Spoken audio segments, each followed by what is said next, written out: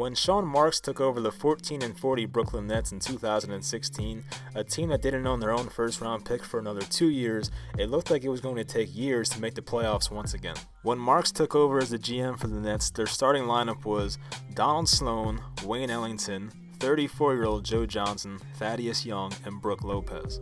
So how did Marks turn this team, even without first-rounders, into a playoff team in less than 3 years? Let's look at some of the moves he's made as the Nets GM. Marks' first move to start the rebuild was trading power forward Thaddeus Young to Indiana for the 20th pick in the 2016 draft. The pick ended up being a player from Michigan who battled some injuries but had a load of talent named Caris LeVert. LeVert looked to be on his way to stardom until his gruesome injury last November. On the bright side, his resurgence in the playoffs leaves the Nets optimistic that he'll one day become the star that they envision. On July 19, 2016, Marks signed a shooter who was released by Orlando named Joe Harris. Harris was signed to a 2-year deal worth a veteran's minimum, and in another few years, that same Joe Harris would go on to lead the NBA in three-point percentage and win the three-point contest. Not only is Joe an elite shooter, but by the numbers is one of the better finishers around the rim as well. On December 8, 2016, Marks found another D-League player that would turn into a very productive NBA player. This time it was Spencer Dinwiddie, who had previously spent time in Detroit and Chicago's D-League system.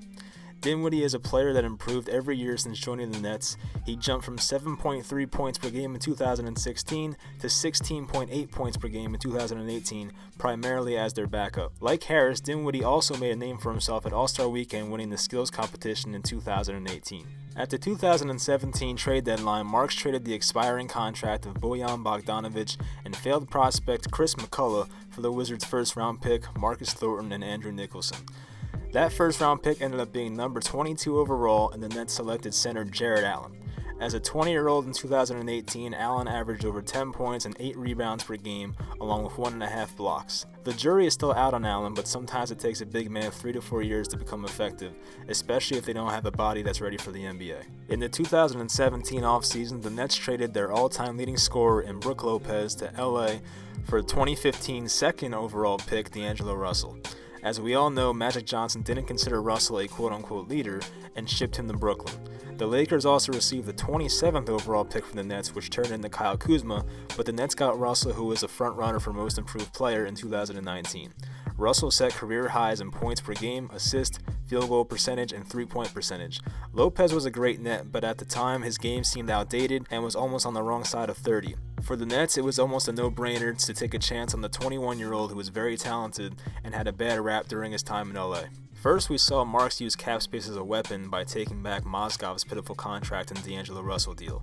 A few weeks later, we saw the same thing when the Nets took DeMarre Carroll's contract from Toronto.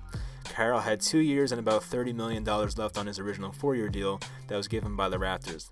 The Nets were able to acquire the Raptors' first-round pick and second-round pick in the 2018 draft.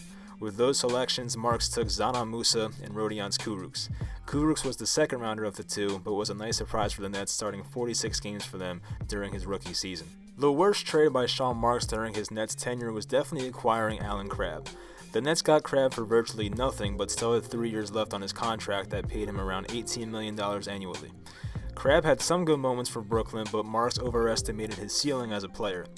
Fast forward 2 more off seasons and the Nets had to sacrifice a first-rounder to get rid of Crabbe's contract and get it off the books. In this trade, the Nets did acquire Hawks small forward Taurean Prince, who averaged 13.5 points per game last season and keeps improving as a player.